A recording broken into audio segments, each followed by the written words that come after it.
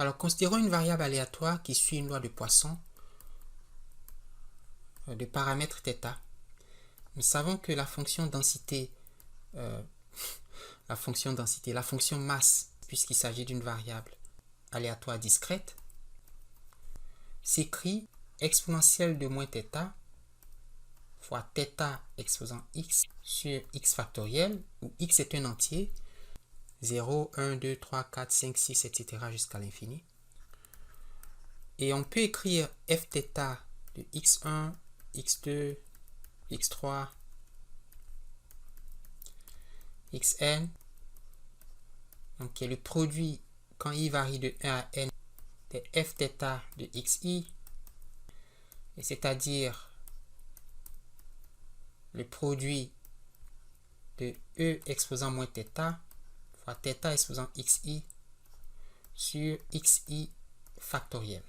On multiplie exponentielle de moins θ par lui-même n fois, cela donne exponentielle de moins nθ, n'est-ce pas? Et puis il faut faire le produit de θ exposant xi pour i allant de 1 à n, θ exposant x1 fois θ exposant x2 fois θ exposant x3, cela donne θ exposant la somme des xi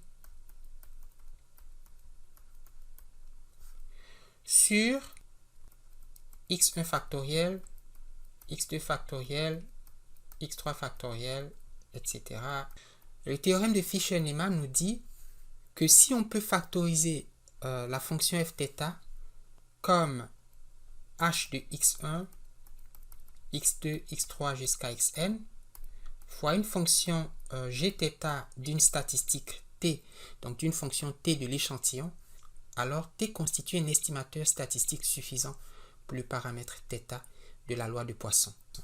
Or, cela est possible, n'est-ce pas? On peut écrire ceci comme 1 sur le produit des xi factoriels. Alors, je vais écrire produit quand i varie de 1 à n de xi fois θ exposant la somme des xi. Alors, il y a deux termes. Ce terme ne dépend que des xi. C'est donc la fonction h de x cherchée. Tandis que ce terme dépend à la fois de θ et de quelque chose qu'on peut regarder comme l'estimateur t. Donc, on a gθ de t à condition de choisir t comme la somme quand il varie de 1 à n des xi. Et nous avons une statistique suffisante pour le paramètre d'une loi de Poisson. Et il s'ensuit aussi que la moyenne arithmétique, x bar, est aussi une statistique suffisante pour le paramètre θ de la loi de Poisson. Alors prenons une variable aléatoire qui suit une loi uniforme dans l'intervalle, disons, de 0 à θ, n'est-ce pas, où θ est strictement positif. Alors nous savons que la fonction densité d'une telle variable aléatoire s'écrit 1 sur θ, qu'il faut multiplier par l'indicatrice de l'ensemble 0 à θ, n'est-ce pas? Et qu'on peut encore écrire 1 sur θ pour x dans l'intervalle, on va dire de 0 à θ, et puis égal à 0 ailleurs. Alors, on va écrire fθ de l'échantillon, qui est le produit des densités fθ de xi, 1 sur θ fois indicatrice de 0 à θ de xi, et 1 sur θ fois 1 sur θ fois 1 sur θ n fois, c'est 1 sur θ exposant n fois l'indicatrice de l'ensemble 0 inférieur ou égal à x1 inférieur ou égal à θ fois l'indicatrice de l'ensemble 0 inférieur ou égal à x2 inférieur ou égal à θ, etc. fois l'indicatrice de 0 inférieur ou égal à xn inférieur ou égal à θ. N'est-ce pas? Et qu'on peut aussi écrire 1 sur θ exposant n fois l'indicatrice. Alors, si tous les xi sont positifs, il est clair que le minimum des xi est aussi positif. Et ce minimum est une statistique d'ordre, je vais le noter x entre parenthèses 1, et donc qui est positif. N'est-ce pas? Donc je rappelle que x entre parenthèses indice 1 est la statistique d'ordre 1, qui est le minimum des observations de l'échantillon. C'est le minimum des xi. Et on note x entre parenthèses indice n, le maximum des xi. Tous les xi sont positifs, forcément le minimum est aussi positif. Et tous les xi sont majorés par θ, donc sont inférieurs ou égaux à θ, forcément le maximum est inférieur ou égal à θ. Donc on va multiplier par l'indicatrice du maximum inférieur ou égal à θ.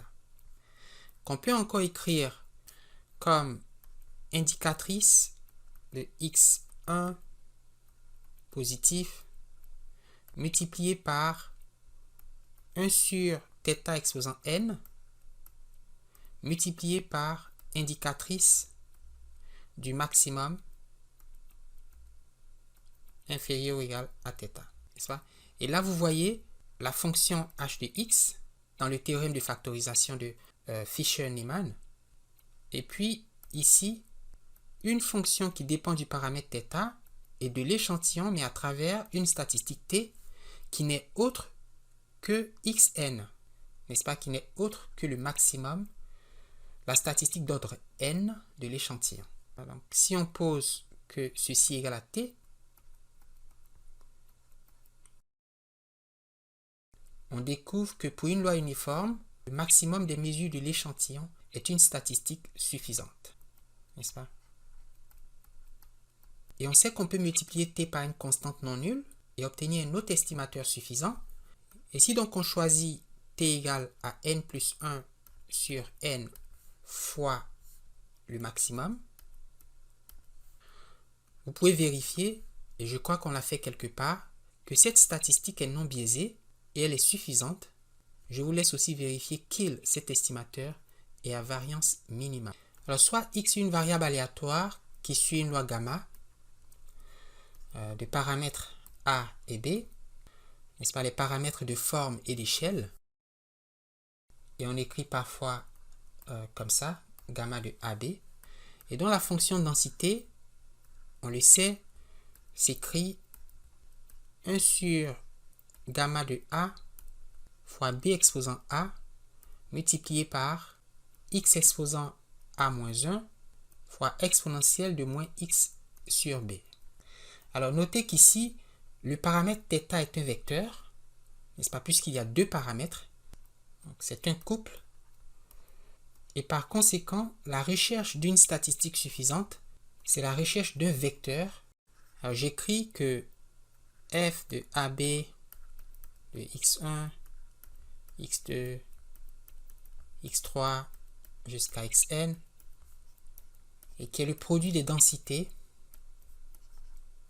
FAB de xi, s'écrit, alors 1 sur gamma de A fois B exposant A est une constante, et si on multiplie cette constante par elle-même n fois, on obtient 1 sur gamma de A fois B exposant A exposant n fois, alors vous avez x1 exposant A moins 1 fois x2 exposant A moins 1, etc. jusqu'à xn exposant A moins 1.